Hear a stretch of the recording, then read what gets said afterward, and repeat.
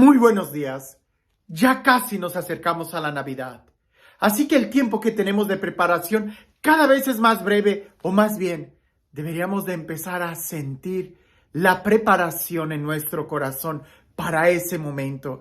La alegría que empieza a crecer en nuestro corazón por el hecho de celebrar que Dios nos ha amado tanto, que ha enviado a su Hijo para hacerse semejante a nosotros, excepto en el pecado, precisamente para pagar nuestro pecado, y que ahora tú y yo, al aceptarlo a Él, podamos convertirnos o hacernos en hijos de Dios.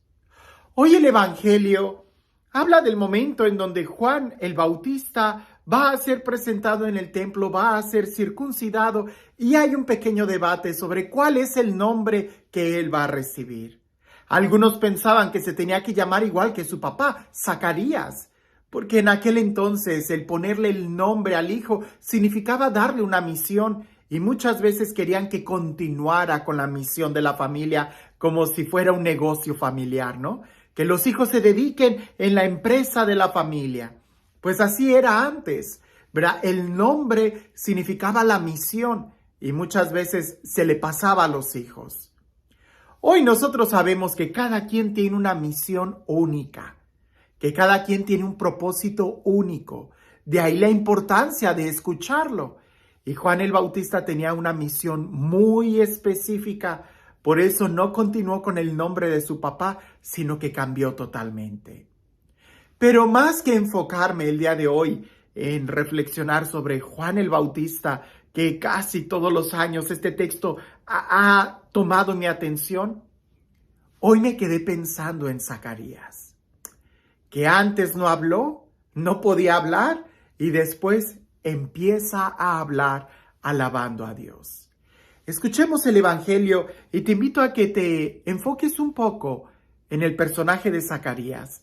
Sí, ciertamente pensar en el nombre de Zacarías y Juan y el que lo presentan al templo y todo lo que sucede en torno a Juan el Bautista es increíble. Pero hoy te pido que te concentres en Zacarías, lo que habrá estado experimentando él al contemplar que su hijo ya iba a ser circuncidado y todo lo que implicaba este acontecimiento. Dice así el Evangelio. Por aquellos días le llegó a Isabel la hora de dar a luz y tuvo un hijo. Cuando sus vecinos y parientes se enteraron de que el Señor le había manifestado tan gran misericordia, se regocijaron con ella. A los 8 días fueron a circuncidar al niño y le querían poner Zacarías como su padre. Pero la madre se opuso diciéndoles, no, su nombre será Juan. Ellos le decían, pero si ninguno de tus parientes se llama así. Entonces le preguntaron por señas al padre cómo quería que se llamara el niño. Él pidió una tablilla y escribió, Juan es su nombre. Todos se quedaron extrañados. En ese momento a Zacarías se le soltó la lengua, recobró el habla y empezó a bendecir a Dios. Un sentimiento de temor se apoderó de los vecinos y en toda la región montañosa de Judea se comentaba este suceso. Cuantos se enteraban de ellos se preguntaban impresionados, ¿qué va a hacer de este niño? Esto lo decían porque realmente la mano de Dios estaba con él. A lo mejor no recuerdas muy bien el contexto. Déjame lo menciono muy breve. Zacarías, un sacerdote, su esposa Isabel. Los dos ya de avanzada edad. A Zacarías le toca en suerte entrar a ofrecer el incienso en el lugar santísimo y en eso se le aparece un ángel que le dice, tus ruegos han sido escuchados, tu esposa va a tener un hijo. Zacarías duda y pregunta ese cómo va a ser eso en un sentido de, pero ya somos viejos, estériles, ancianos, ¿cómo va a ser esto posible? Una pregunta muy diferente al contexto de la Virgen María cuando pregunta, ¿y cómo va a ser esto? Así en querer saber más detalles. Zacarías fue una pregunta de duda. Bueno, el ángel se molesta y le dice, a partir de ahora perderás el habla. ¿En qué momento recupera Zacarías el habla? Cuando nace el hijo y lo presentan en el templo. Aunque no quiero detenerme en todo el significado de los nombres, es importante entender que Zacarías significa Dios recuerda. Pero el nombre Juan significa Dios es misericordia o la gracia de Dios. En cierta forma nosotros podemos ver el Antiguo Testamento, todas las leyes, las alianzas, la memoria, pudiéramos decir, del pueblo, pero en el Nuevo Testamento se abre la gracia, la misericordia.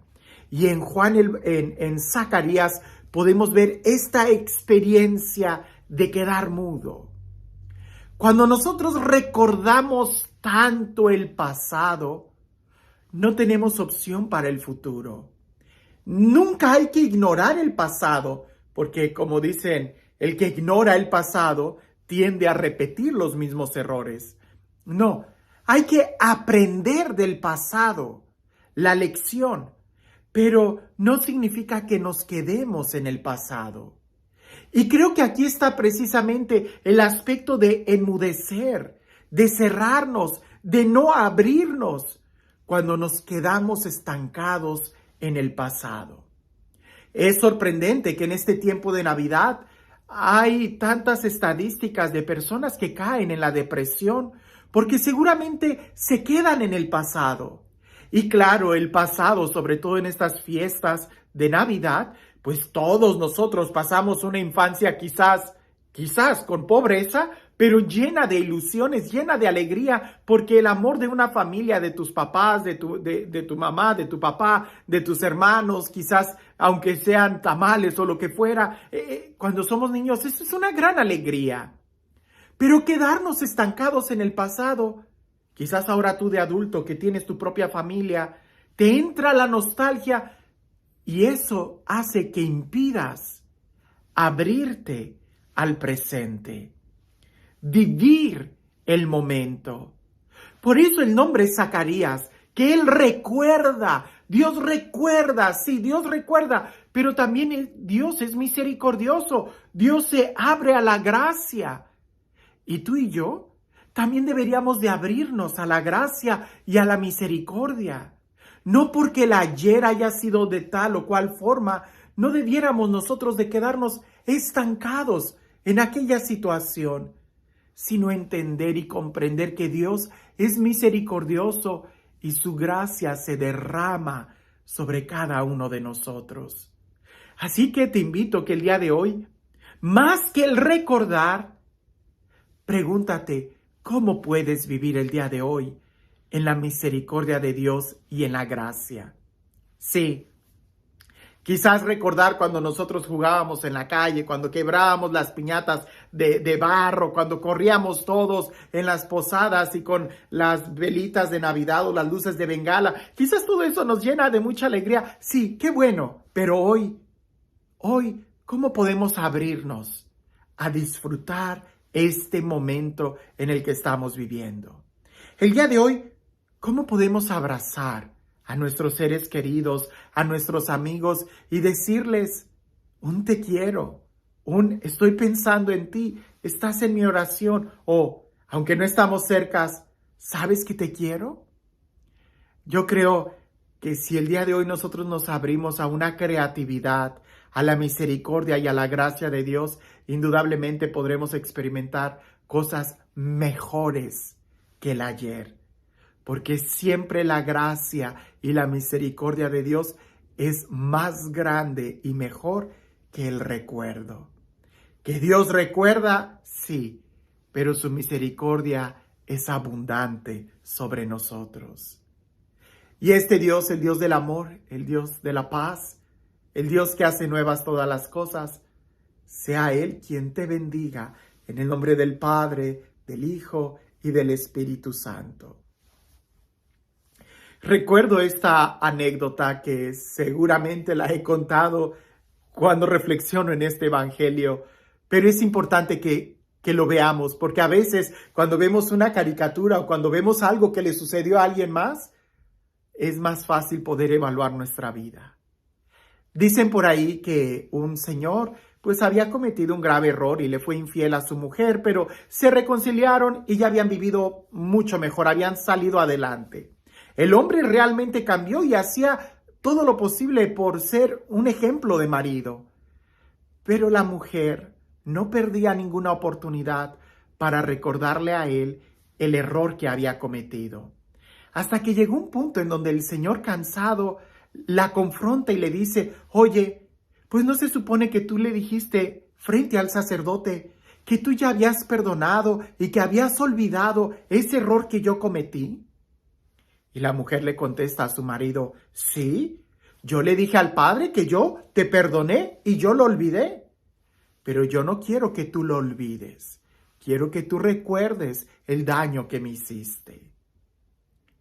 Y es ahí donde nosotros pudiéramos preguntarnos: ¿qué tanto ella había perdonado? ¿Qué tanto realmente ella había tratado de olvidar aquella situación?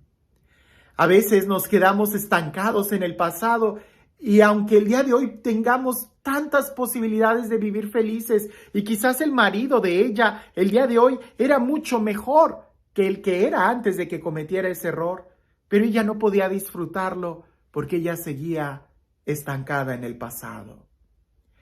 Hoy, sí, ciertamente hay que aprender de los errores del pasado, y aunque pudiéramos decir que para eso es importante recordar la historia, es mucho más importante abrirnos a la gracia, abrirnos a la misericordia de Dios en el presente, porque es más peligroso cerrarnos al futuro y quedarnos en el pasado que simplemente el olvidar el pasado mientras estemos abiertos al futuro.